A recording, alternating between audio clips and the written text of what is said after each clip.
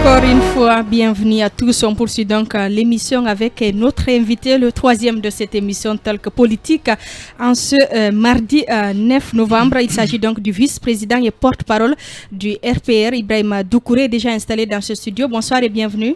Bonsoir madame et merci de m'avoir invité. Bienvenue, vous allez rapprocher le micro de vous. Sinon il va sortir avec un mal de dos et ça, Fim FM ne veut pas. On commence avec vous, Lincoln. Alors, monsieur Doucouré, première question tendancieuse. Vous étiez acteur de la société civile, très actif.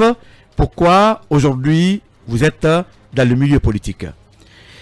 Et bon, mais encore une fois de plus, je remercie à vos millions d'auditeurs. Je vous remercie pour cette nouvelle opportunité de m'exprimer encore sur vos antennes.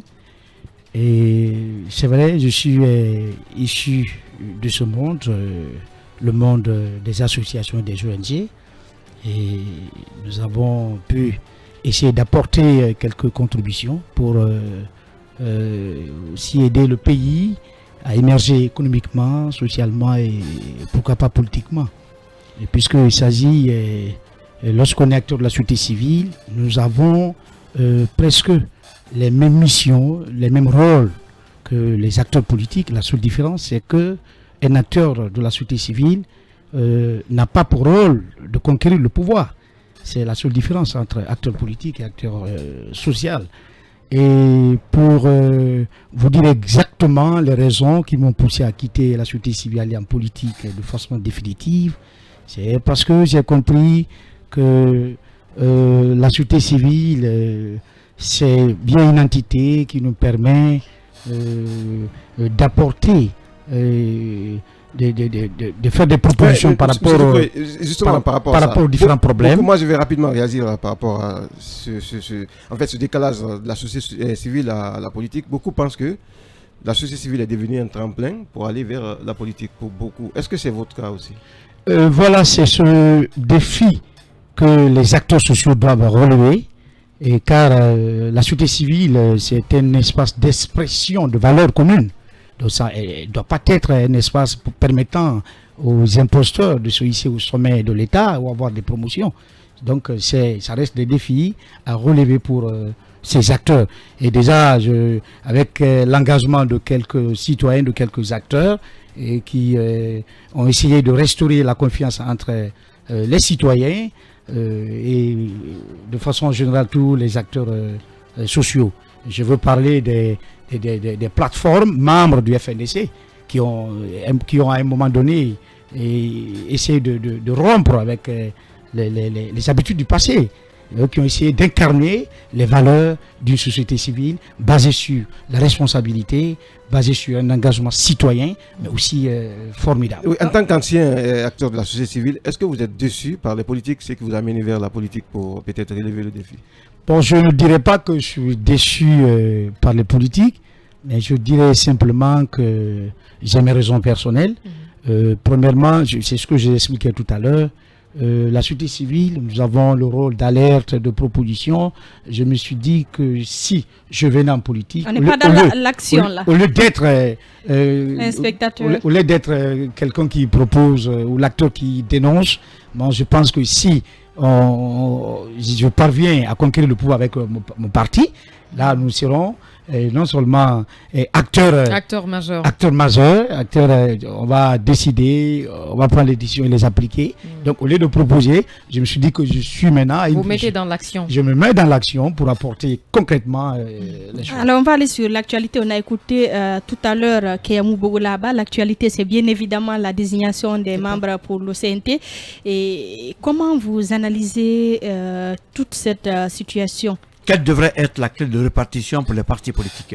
Est-ce que votre parti d'ailleurs pourrait bénéficier d'une représentation au niveau, en écoutant quand même... c'est pas sûr. En écoutant le patron du parti, c'est le vice-président de l'ANAD, je crois, si je ne me trompe pas. Bon, j'ai écouté tout à l'heure le camarade Abba, qui a fait une intervention si magnifique, et je crois qu'il a été très clair dans ses interventions. Aujourd'hui, si on prend... ce milieu ou l'espace politique, l'ANAD reste une coalition incontournable. Nous avons à notre sein plus de 22 partis politiques Et il vous a dit tout à l'heure que au sein de l'ANAD, beaucoup de partis ont participé aux élections antérieures, notamment le RPR. Nous avions pu participer aux élections législatives, aux élections communales et communautaires. Donc on est vraiment un maillon fort de cette coalition. Vous avez des élus locaux? On assume déjà le poste de vice-président au sein de l'ANAD, de cette coalition. Des élus locaux, vous en avez? Oui, nous avons deux élus locaux, oui, nous en avons au niveau des communes. Qui sont-ils? La commune de Matoto, nous avons obtenu un siège, on a un conseiller là-bas. Et la commune de Zérékoré, on en a encore un. D'accord, il y a certainement des problèmes en vue avec cette désignation. Il y aura forcément des querelles au sein des partis politiques. Par rapport même au quota des membres du CNT, nous avons essayé de faire une communication au sein même du parti avant que l'ANAD ne se décide ou ne décline sa position par rapport aux différents membres de cette coalition. D'abord, moi je pense que le fait j'ai déjà la clé de répartition. Ok. Vous allez me permettre de... Une proposition personnelle ou celle de l'ANAD? Bon. C'est de l'ANAD, hein? Bon, puisque les partis politiques se concertent, il y a des concertations à l'interne et puis on vient faire des propositions. C'est de l'ANAD, mais vous ne portez pas la voix de l'ANAD. Non, nous sommes de l'ANAD, justement. Et lorsqu'il y a des décisions, quand il y a des sujets sur lesquels nous devons donner nos positions, les partis convoquent. Nous avons des assemblées qui se tiennent régulièrement pendant les semaines. Donc on se retrouve, on donne la position du parti. Ah, donc c'est la position du parti, on donne la position la contribution de l'ANAD, du RPR à l'ANAD. Du RPR à l'ANAD. Et c'est au sein de l'ANAD maintenant qu'on tire ce qu'on appelle les grandes résolutions. Alors votre proposition, RPR. Donc la proposition, nous avons fustigé cette répartition. Parlez dans le micro. Donc, moi, bien avant que vous n'arriviez à cela, est-ce que le quota qu'on vous a donné n'est pas un piège pour amener les partis politiques à perdre encore du temps dans les discussions et tout de même pour que la transition puisse perdurer? Bon, ça peut être une question difficile. Si vous me permettez, nous avons regardé, puisque moi, comme l'a dit Lincoln, nous avons ici le nombre... On va aller très vite. Hein. Voilà, le nombre de... Regardez, on dit, selon la structure et la composition du CNT, on dit les représentants des partis politiques 15, n'est-ce pas? Les fêtières des organisations de la société civile 7. Et je vois d'autres organisations, d'autres structures qui relèvent directement de la société civile. Donc, moi je me dis qu'il y a... Finalement, il se retrouve avec beaucoup. Hein? Oui, mais moi je me dis qu'on ne peut pas dissocier, par exemple, on ne peut pas dissocier les organisations patronales, c'est des seules structures de la société civile. On ne peut pas dissocier cela et aux organisations de femmes, organisations de jeunesse, tout ça c'est la société civile. Puisque la société civile c'est l'ensemble des associations et des ONG qui contribuent pour la promotion des On revient dans un court instant, juste après les infos, pour continuer cette émission. On s'arrête là pour continuer l'entretien avec notre invité, Ibrahima Doucouré, vice-président du RPR. Oui, l'actualité, c'est aussi cette lettre-réponse du colonel président adressée à la CEDEAO. Il comprend la décision prise contre la Guinée. Il continue la main tendue avec la CEDEAO, mais ne voit pas l'opportunité qu'on nous envoie actuellement un médiateur, parce que pour lui, les Guinéens s'entendent. Un envoyé spécial, un médiateur. C'est un envoyé spécial. Non, on a dit médiateur. Si on dit un envoyé spécial. Non, dans la lettre de la CEDEAO, c'est écrit un médiateur de la crise en Guinée. Envoyé spécial. Non, c'est ça. Mais dans le courrier, on peut dire envoyé spécial, mais le sommet a dit médiateur. Dans le sommet, c'est médiateur. Le colonel a dit envoyé spécial en tout cas. Pour lui, un médiateur, le contexte ne s'y est pas cela. Bon, on a tous lu ce courrier de réponse du CNRD par la voix de son président. Je pense que il faut se réjouir des avancées positives que nous avons enregistrées dans ce processus de transition. Il faut se féliciter. Nous ne devons pas oublier aussi qu'on est membre de cette institution sur-régionale. Donc, c'est une logique diplomatique qu'elle prenne en compte le processus qui est en cours à Guinée et faire aussi des propositions. Nous quand même, personnellement, on ne trouve pas ça mauvais. Et nous demandons le CNRD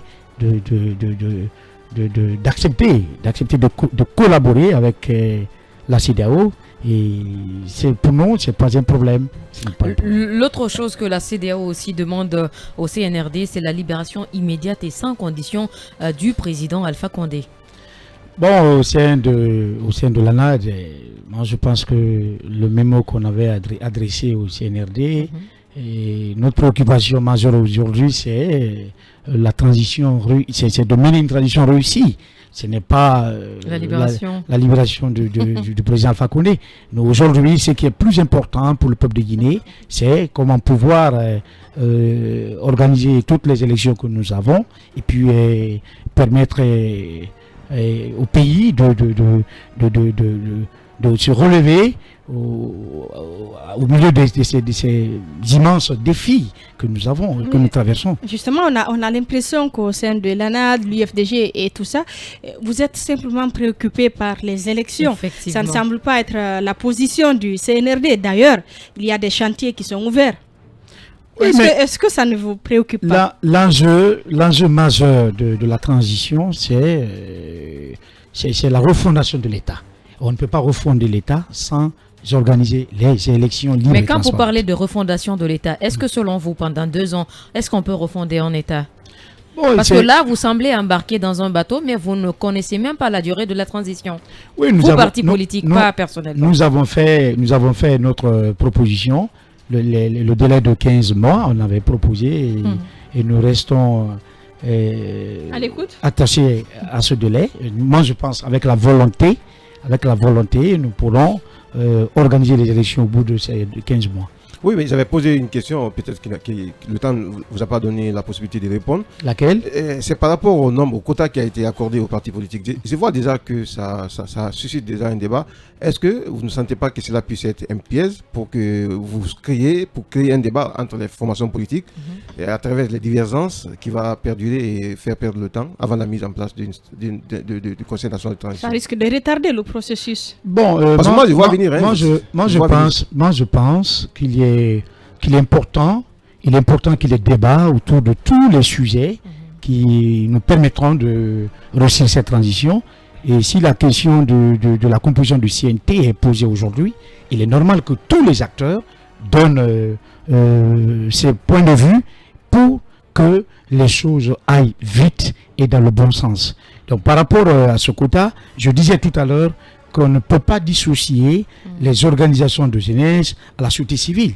Moi, je pense que les organisations faites de la société civile ont en leur sein les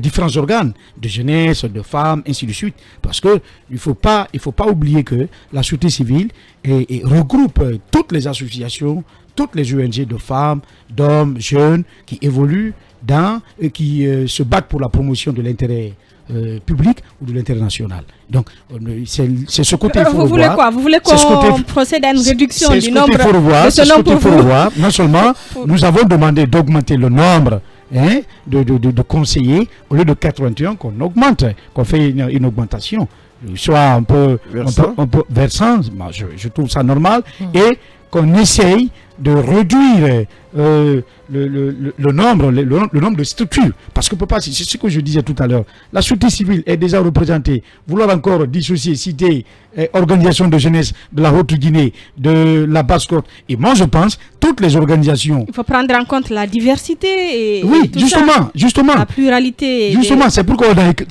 c'est mentionné dans la charte les organisations fêtées de la société civile. Une organisation de la société civile, c'est comme un parti politique. Elle est implantée sur toute l'étendue du territoire national. Donc, ça veut dire, s'il faut représenter la jeunesse, par exemple de la Haute-Guinée, nous avons des organisations qui sont représentées, qui ont leur démembrement au niveau de la Haute-Guinée, de la Basse-Côte, ainsi de suite. Donc, moi, je pense qu'il faut réduire ces structures-là. Et vous l'affectez? Affecter le nombre qui va être réduit au parti politique? C'est une proposition. Mais là, il faut augmenter le nombre pour les partis politiques, parce que nous sommes très nombreux. Vous imaginez, il y a plus de 200 partis politiques. Donc 15 pour tous les partis politiques, je pense que c'est petit. C'est petit, il faut augmenter. Mais est-ce que l'ANAD est prête? L'ANAD est quand même...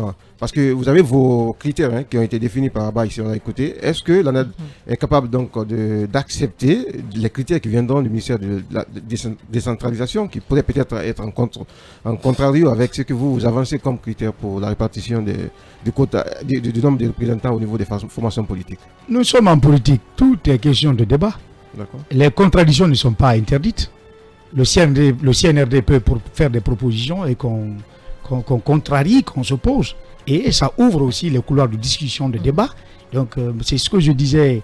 Et on est déjà dans le processus. Il faut que les entités ou les sensibilités du pays essayent de raisonner avec responsabilité et avec objectivité. Qu'on se dise, voilà ce que vous avez dit. Et ce n'est pas bien, il faut améliorer, il faut faire ceci ou cela. Donc tout ça concourt pour mener à bien une transition. Ça ne vous préoccupe pas que jusque-là qu'on n'ait aucune date pour la transition? Aucune durée? Mais c'est une préoccupation majeure. C'est pourquoi on a anticipé. Nous fûmes la toute première coalition à proposer un délai, c'est-à-dire les 15 mois. Nous l'avons fait.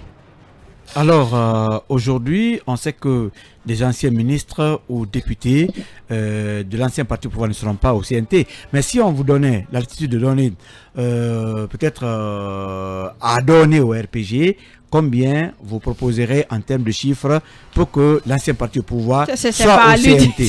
Non, je dis si, c'est des adversaires. Mais aujourd'hui, on ne veut pas exclure ce parti du débat. Il y a quand même des valeurs de ce côté. Mais combien faut-il donner à l'ancien parti au pouvoir si on vous écoutait personnellement? Bon, vous avez dit ici, c'est une condition que vous avez posée. Si nous, on demandait, on allait dire que le RPG...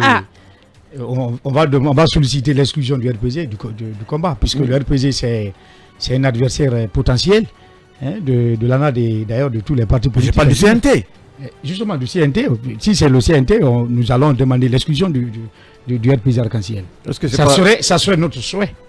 Mais bon, voilà. Ça n'arrivera pas. Voilà. Est-ce qu'on ne peut pas appeler ça aussi une autre dictature? Non, ce n'est pas une dictature. Il a demandé notre décision si c'était le cas. D'accord, c'est politique, c'est quand même l'adversaire, donc c'est normal qu'on puisse écarter l'adversaire pour avoir le chemin balisé. Voilà, donc l'actualité, c'est aussi la récupération annoncée des biens immobiliers de l'État. Du patrimoine bâti public. Voilà, est-ce que vous pensez qu'il revient à des autorités de transition de procéder à cette récupération? Est-ce que ça ne risque pas de nous faire perdre du temps alors qu'on devrait être concentré sur autre chose? Bon, ça n'a rien à voir. Et quand on parle de... Aujourd'hui, le souci commun de tous les Guinéens, c'est comment remettre le pays sur les rails. Et moi, je pense que la récupération des domaines de l'État, battus ou non, est une nécessité. Nous avons beaucoup de défis par rapport au logement, aux défis liés à la politique de l'urbanisme. Donc, je pense que si le CNRD a décidé de récupérer les domaines de l'État, nous trouvons salutaire et nous soutenons, seulement nous les suggérons de changer un peu les approches, et parce que ce sont des citoyens, même s'ils habitent là-bas, certains ont racheté avec l'État, donc je pense qu'il faut engager des procédures pour les permettre au moins d'être rétablis, ou de se reconnaître. Mettre la forme. Ouais, la forme, de respecter la forme. Sinon, nous soutenons totalement la récupération des domaines de l'État. Et qu'en est-il de la justice? Il y a eu beaucoup d'événements douloureux dans ce pays. Est-ce que vous pensez que c'est aussi un chantier qu'on devrait ouvrir? C'est un chantier immense. Et quand on parle de la réconciliation, il faut qu'il y ait de la justice. J'ai salué le déplacement, les différentes visites du colonel président Mamadi Doumbouya par exemple à Bambeto, au cimetière de Bambeto, pour se recueillir sur les tombes de ces martyrs. Nous avons soutenu, nous avons vraiment apprécié et félicité le CNRD. Je pense que c'est des actions et qui vont dans le sens de l'apaisement et de la réconciliation nationale, de la conciliation nationale, justement. Alors, que dites-vous de cette convocation des responsables du RPG 24 heures après cette conférence de presse au siège où ils ont appelé à la libération du président et finalement des mots sont sortis, mais après c'est comme si c'est le monde qui s'écoulait sur la tête du RPG. Comment est-ce que vous avez réagi à cela? Nous on soutient le CNRD dans tout ça parce que ces anciens dignitaires, c'est des citoyens. Vous pensez qu'ils n'ont pas droit à la parole? Non, ils ont droit à la parole, mais pas de menacer les autorités. Mais est-ce qu'ils ont menacé? Ils n'ont pas menacé. Oui, c'est une menace. On ne peut pas demander, on ne peut pas dire. Je répète un peu quelques phrases de Damaro qui a dit qu'on ne veut pas la guerre. On ne veut pas la guerre. Oui, il a dit on ne veut pas, la guerre. On ne veut pas la guerre. Nous demandons la libération du professeur Alpha Condé.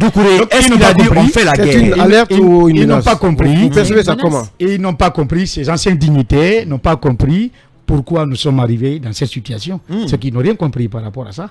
Donc, moi, je pense que... Qu'est-ce qu'ils n'ont pas compris? Je soutiens la réaction du colonel Mamadi Doumbouya pour dire qu'il ne faut pas confondre le RPG et les fossoyeurs de l'économie nationale. Mais ils ne sont pas fossoyeurs encore parce que aucune preuve ne les accable. Ils ne sont pas passés devant un juge encore. Ils sont présumés innocents. Donc, par contre, ils ont droit à la parole. Bon, ils ont droit à la parole. C'est quelque chose que je n'apprécie pas un peu dans les débats. Lorsqu'on parle d'un dignitaire ou lorsqu'on accuse un ancien dignitaire d'être du détournement, et on se dit non, il n'y a pas de preuve, tandis que nous connaissons tous leur train de vie. Ils sont pas jugés. Non, justement. Donc c'est pourquoi on est dans un contexte très fragile. Je crois qu'il faut se garder, il faut éviter de tenir des propos qui peuvent irriter la colère de nos populations, puisque nous savons réellement dans quelle situation nous étions et qu'est-ce qui a prévalu ce coup d'État. Donc moi je pense que ces anciens dignitaires doivent observer le silence et permettre au processus... Ils ont droit à la parole, comme le disait Lincoln. Ils ne sont pas exclus, moi je ne les exclus pas dans le débat, je ne les exclus pas, mais qu'ils arrêtent de tenir un tel propos. Alors l'autre fait est que l'insécurité refait surface et ce sont les populations qui payent les frais. Alors une fois au CNT, parce que de toutes les façons nous savons d'avance que l'ANAD se fera représenter au CNT, est-ce que cette question de sécurité publique sera votre préoccupation? Toutes les questions liées à la vie nationale feront objet de débat. Nous allons débattre toutes les questions. Sécurité, santé, éducation. Nous allons débattre tout. Et surtout la sécurité que vous venez d'évoquer avec les attaques. Avec les attaques, le banditisme, le kidnapping. Moi, je pense que c'est des questions que nous allons, quand nous aurons la chance de siéger au CNT, qu'on va aussi faire des propositions. Est-ce qu'à ce niveau, vous allez faire des propositions? Est-ce qu'il y aura de nouveaux textes de loi? Absolument, ça serait une nécessité. Avant de vous laisser partir, votre regard sur l'équipe gouvernementale qui a été mise en place? Les politiques se sentent exclus? De toutes les façons, on n'a pas été consulté. Les politiques n'ont pas été consultés. Et je ne sais pas pourquoi. Est-ce qu'on doit vous consulter pour mettre en place un gouvernement de transition? Nous sommes une entité incontournable qu'il faut obligatoirement consulter pour la mise en place de n'importe quel organe de la transition. Que ce soit le gouvernement, que ce soit le CNT, je ne sais pas, autre chose aussi, mais nous sommes les acteurs politiques. On ne vous a pas consulté, mais il y a quand même un des ministres qui vient de l'ANAD. Trois même, il y en a plusieurs, trois politiques. C'est leur choix, c'est le choix du colonel Mamadi. Le CNRD n'a pas besoin de l'avis des partis politiques pour mettre en place un gouvernement, pas forcément, même s'il y a quand même quelques-uns de vos membres qui y sont. Il a parlé d'inclusion. Les partis politiques doivent être associés, Mariam Nabé, à tout le processus. Le colonel Doumbouya, et moi je tiens compte de ses premières déclarations, de ses premières communications. Il a parlé de l'inclusion. Est-ce qu'il va en porte-à-faux avec ce qu'il a dit? Et quand on parle de l'inclusion, là... Il n'est pas allé en porte-à-faux puisqu'ils ont leur membre dans le gouvernement. De toutes les façons, on s'est senti léger. Nous nous sommes sentis légers par rapport à la formation du gouvernement. On pensait à la consultation et à notre participation d'ailleurs au sein du gouvernement. Et c'est bien normal que les partis politiques prennent part, notamment le RPR, et pourquoi pas les membres de l'ANAD aussi. Mais tous les partis politiques ne peuvent pas quand même se retrouver dans le gouvernement. Si on aura 300 membres du gouvernement. N'est-ce pas? Mais sur la qualité des personnes qui ont été choisies, est-ce que vous connaissez quelques-uns qui vous inspirent? Le profil. Confiance? Bon, je commencerai par le Premier ministre, Mohamed Biavogui, qui a un parcours magnifique, extraordinaire, et je souhaite vivement qu'il soit libre dans ses attributions pour pouvoir assumer sa mission. C'est ce que je souhaite. Et aux autres membres, j'apprécie, puisque là, on a connu l'entrée, hein, on a connu la promotion de cette jeunesse qu'on a tant souhaité. Et avec ce gouvernement, on voit beaucoup de figures de jeunes déjà. Moi, je pense que c'est rassurant. Et surtout, ce côté aussi qui nous rassure, c'est des figures qui ne se sont pas mêlées, hein, à la gestion antérieure du pays, et notamment cette histoire de troisième mandat. Donc il faut féliciter. Merci beaucoup à vous, Ibrahima Doucouré, vice-président et porte-parole du RPR. Vous restez avec nous, dernière ligne droite, donc on va vous donner la parole au 81 85. 81 85 pour nous appeler et vous exprimer sur la récupération annoncée des biens immobiliers de l'État. Un premier auditeur, bonsoir et bienvenue. Bonsoir, votre nom, vous nous appelez d'où? Bonsoir madame Arissa, bonsoir à tous. Bienvenue, Sidibé. Merci beaucoup. La ligne est très très mauvaise. Essayez de nous rappeler au 81 85. Et notre bonsoir et bienvenue. Bonsoir. Bonsoir madame Arissa Tousso. Bonsoir Ibrahim Sorilen Konsuma. Bonsoir, votre nom, vous nous appelez d'où? Madame, c'est Mohamed Julde Diallo. Bienvenue, nous vous écoutons. Merci madame Arissatou. Moi, en tant que citoyen guinéen, je félicite le nouveau gouvernement de prendre une décision pour récupérer le bâtiment bâti. Parce que, exemple, si vous avez entendu Damaro, là où il se trouve avant, il paye 1 million par mois. Si vous regardez combien de mètres carrés, lui, il est là en train de payer le gouvernement guinéen 1 million. Est-ce que ça, c'est normal? Hein? Moi, je pense que récupérer, c'est très important. Moi, je soutiens ça, je les encourage de récupérer n'importe quel endroit là où se trouve le domaine de l'État récupérer. C'est pour nous, la population guinéenne. Merci beaucoup, Mohamed. Merci beaucoup, 81-85. Et notre bonsoir et bienvenue. Bonsoir, vous êtes là? 81-85 pour vous exprimer sur la récupération annoncée des biens immobiliers de l'État. Bonsoir et bienvenue. Alors bonsoir madame Aïssa Tissot. Bienvenue, votre nom, vous nous appelez d'où? C'est Tierno Barry qui vous appelle depuis Kozan. Nous vous écoutons très rapidement. Je félicite quand même l'idéologie du ministère de l'administration du territoire. Il a jugé nécessaire de récupérer tous les bâtiments publics de l'État. Vous n'allez même pas vous en rendre compte que même nous, les jeunes qui sont dans les petits business en Guinée ici, nous payons plus d'1 million avec les chambres. Si tu as 2 chambres, 3 chambres au salon comme ça, tu payes combien? Tu payes plus de 2 millions en Guinée ici. Et M. Damaro Kamara paye combien à l'État guinéen? Il ne paye qu'1 million de francs guinéens. Il dit qu'on a baillé la maison à 60 ans. On ne peut pas bailler la maison à 60 ans sans que l'État ne puisse avoir des revenus. Moi, je félicite quand même le délogement de M. Diané, le délogement de M. Damaro Kamara.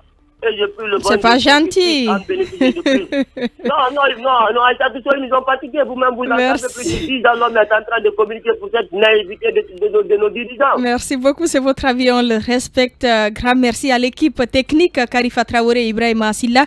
Tout de suite, c'est Film Soir avec Mohamed Kaba et toute l'équipe de la rédaction.